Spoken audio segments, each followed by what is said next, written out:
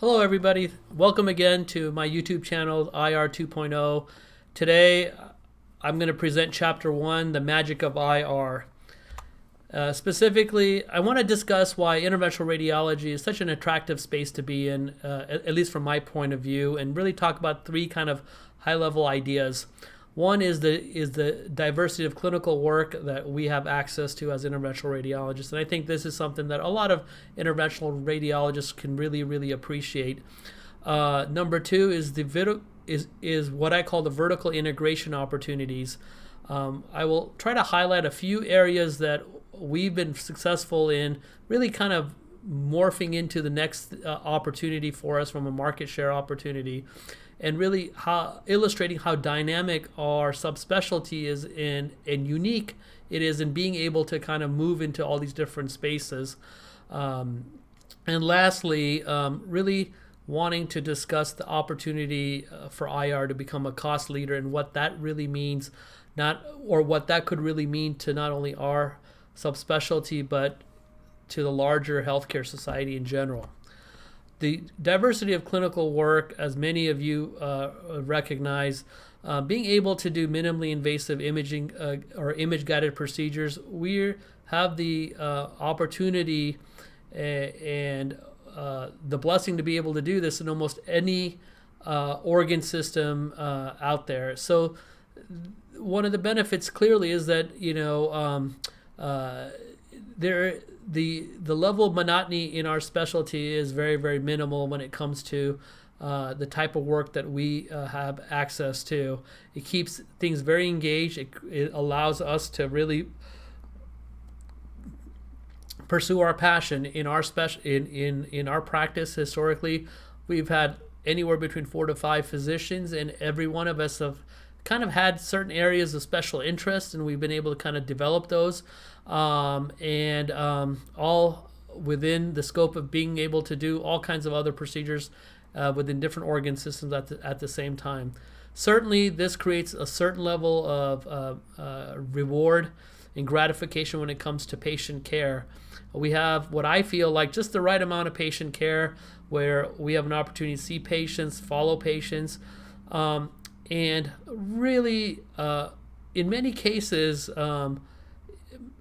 create a mesmerizing feeling for patients, when you get a chance to describe what it is that, and they finally understand that, they're going to be able to fix my back fracture by putting a little cement through a little needle directly into the spine. And when you tell them that, well, it's not going to require any surgery, we're not going to do any incisions, they almost don't believe you until they get done, and then you see them in recovery and the the pain's gone, and it's just the satisfaction, the feedback that you can get from a patient like that. I think it would be hard pressed for me to imagine personally that you're going to see that in many other specialties. We've been fortunate in that we've been able to, because we've had a clinic for so many years, that we've had the opportunity to follow patients for years and years. And I'll tell you, there is something really deeply gratifying about being able to see patients year in and year out. Certainly, the one other area that's very gratifying and nice as an interventional radiologist is the fact that we can build a strong personal rapport with so many other subspecialists and specialists and primary care physicians across the entire spectrum of healthcare. It is not uncommon for us to be able to call on any subspecialist for any problem almost any time of the day. Many times we've helped these folks out with their patients, and the average interventional radiologist in the community usually has everybody's cell phone number in their phone. On top of that, I personally have found that when it comes to taking care of a family member or a friend, or you're in a pinch, I have like a ton of people in my community that I can call on that know who I am, that trust us, that respect us, and it's kind of nice to be a part of the larger medical community and seen as a real as a doctor who is really interested in helping patients. This is an interesting slide I made a few years ago for a talk, and I put it in today, just wanting to illustrate how I don't know if we as interventional radiologists ever sit and think that we have a real unique luxury of being able to do minimally invasive procedures 100% of our time. This is just a list I came up with. These are some of the more commonly performed procedures in our office-based lab. Things like peripheral vascular disease, dialysis interventions, varicose veins, spinal injections, kyphoplasties, spinal cord stimulation, port placements, bariatric embolization, varicocele embolizations, and so on and so forth. The point is that if you look on the other side and you see all the other subspecialists or specialties that we compete for or with when it comes to the overlap of some of these procedures, what's interesting in my mind is that none of these other specialists really have the opportunity to just work in isolation on the minimally invasive side of things, meaning that a nephrologist or a nephrology group can't just open up an access center and that's all they do without actually being tied into a bunch of diagnostic nephrologists. The same way with cardiology, that they can't really not do stress tests and see patients and manage blood pressure and cardiac medications. Only a fraction of the time they really get to do the coronary interventions or the peripheral interventions. Same thing with neurosurgery. And so I feel like we're very fortunate as interventional radiologists to really be able to do all the minimally invasive treatments out there across so many different subspecialties. And I think it's something that I personally feel very grateful for being able to do that when looking at other subspecialties. I think interventional radiology has the broadest scope of practice when compared to any other subspecialty. And I think this is where I think in many ways interventional radiology is a specialty that will never die, because we have the ability and the opportunity to really innovate into any other space that we really want to. So I just listed a few things that we've been able to do in Dayton over the last 15 years and how we've kind of taken what we've had as a starting point and then integrated into different spaces. So let's take spine, for instance. We started off with kyphoplasty about 15 years ago, and from a technical perspective, it wasn't hard for us to learn how to do other injections, nerve denervation type of procedures. We just simply needed to learn the clinical algorithm, how to evaluate and work up these patients, which wasn't all that difficult. Then that is an example of what I call vertically kind of integrating down towards a more simpler type of procedure. But we were also able to kind of move up the ladder, so to speak, and move into spinal cord stimulators and even endoscopic rhizotomies. And we had an opportunity to do a very interesting collaboration with neurosurgery. This is just one example in spine with respect to varicose veins. We started early on, which we were able to integrate into full-fledged DVT work, iliac vein stenting program. On the cosmetic side, we moved from varicose veins to phlebectomies, to doing Botox injections, laser hair, and facial rejuvenation type procedures, to even dabbling into laser liposuction. Learned a lot from this venture in direct-to-consumer marketing or direct-to-patient marketing kind of stuff. Looked at fistuloplasty and were able to say, okay, well, could we do CCSVI? We have a very successful CCSVI program as a result. We did the same type of thing with fibroid embolization and starting up literally the first bariatric embolization program in the country. But this is probably where I'm probably the most excited about with respect to the magic of IR. As an interventional radiologist, we're in a very unique position in this day and age to really become a cost leader.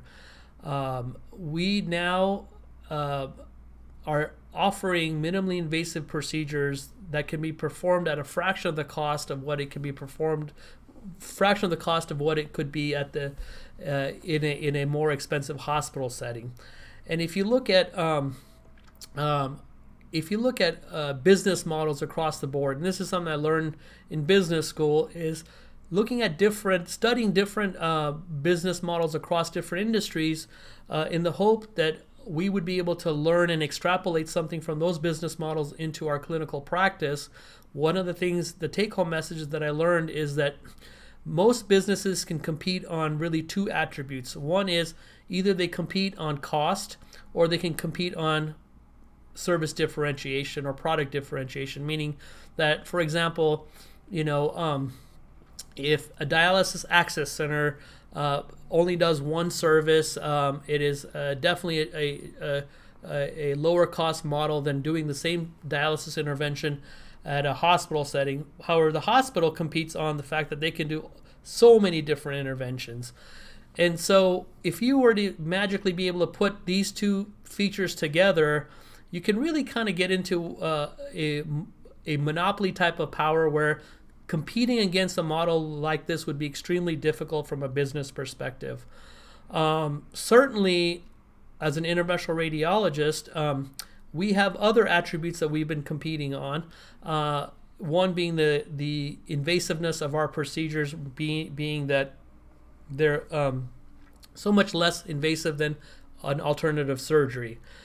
But looking at from a clinical perspective now, taking our minimally invasive procedures and the diversity of those procedures and then adding a combined clinical algorithm creates another level of value on the clinical side that we may not really realize. So one of the challenges that we had in Dayton over the past 15 years was we would go out early on and start talking about the different procedures that we would offer or that we could offer, and the messaging was very fractionated.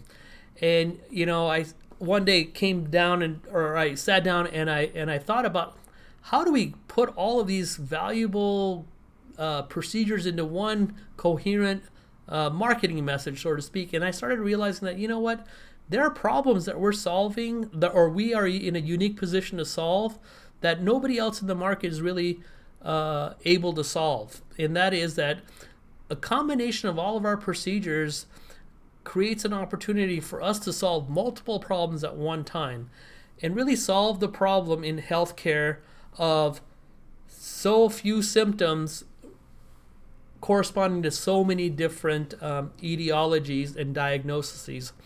And so if you start breaking down referral structures, you start to realize that there's a problem in the market, a clinical problem that we can definitely exploit as interventional radiologists. And the problem is this: if you're a family practice or internal medicine doctor seeing a patient, what I've realized in talking to maybe hundreds of these doctors over the course of 15 years is that they literally have time to only think about and not miss the things that potentially kill patients: diabetes, heart disease, cancer, hypertension. These are the things that they're fixated on. They do a fantastic job in making sure, but they are not going to be the guys sitting there, nor do they have the time or the expertise to sit there and really say, well, okay, this patient's lower extremity pain maybe coming from neurogenic claudication, versus maybe hip issue versus vascular claudication. And so what happens, at least what I've noticed that happens in the market, is that these patients will get referred to maybe one or two different specialists. Maybe they'll go to a orthopedic surgeon who says, well, there's really no surgery that needs to happen from my point of view. Then that patient may go to a vascular surgeon and says, well, there's no vascular disease. And at some point they fall in the lap of a pain doctor. And what we realize is that, we're in a very unique position as interventional radiologists. We can diagnose all three, and we should diagnose all three. The patient expectation is that a patient comes to a doctor, and patient expects that one doctor should be able to kind of figure out multiple things at one time. And that's largely what we've been able to do by the creation of this clinical algorithm, which has created a very strong niche for us. We're now seen as guys who solve all problems for a primary care doctor. We're diagnosing things that maybe are getting missed by other specialists. The patients love it because, here we are taking care of multiple issues at one shot, and them not getting farmed out to multiple different specialists. And it's good business because we are now creating our own demand for our own procedures. And so overall, the model has now created a lower cost structure, more comprehensive care, improved patient satisfaction. And if you start looking at all of these attributes, it makes you think of other models in different industries that are out there, or and doing extremely well. Here's an example. Can you think of a model in a different industry, not in healthcare, that is doing extremely well, that's competing on a pricing model, that's competing on variety of products and services offered, that is extremely highly efficient, that has a quality assurance metric that that consumers can really rely on? If you haven't guessed it yet, the company is really Amazon. And in my mind, there's no reason why interventional radiology really cannot create a Amazon effect in healthcare with the attributes that I am trying to discuss. And from my point of view, that really is the definition of IR 2.0. And that is, IR 1.0 would be that, hey, in phase one, we as a society have done a fantastic job in developing our industry with the diversity of the work that we are offering and strong clinical skill set. But the next iteration of interventional radiology, in my mind, has to solve a few other problems, and one being the cost structure, and number two being the comprehensiveness. We wouldn't, at least in my mind, wouldn't it be great if we could move away from somebody else figuring out what they need to send to us, and instead being in a position to say, send us your most complicated, all-encompassing problem and let us take care of it, all under the auspices of a minimally invasive model. If we can do this, then we really are in a position to get a broad alignment of all the stakeholders and their interests, meaning patient interests would be aligned with our interests as healthcare providers. Those would be in line with the interests of the payers, whether it's private or the government. And lastly, bending the cost curve towards less invasive work, increasing patient satisfaction, really is a societal and in many ways a social justice cause that we have an opportunity, at least in my mind as interventional radiologists, to really play a leadership role in. So with that, I'm going to go ahead and close out this session. Again, this is a YouTube channel that's open for discussion, comments, and certainly if you want to continue getting a ping to hear more of these presentations, if you're interested, definitely hit the subscription button. So with that, I'll go ahead and sign off until next time. Thank you.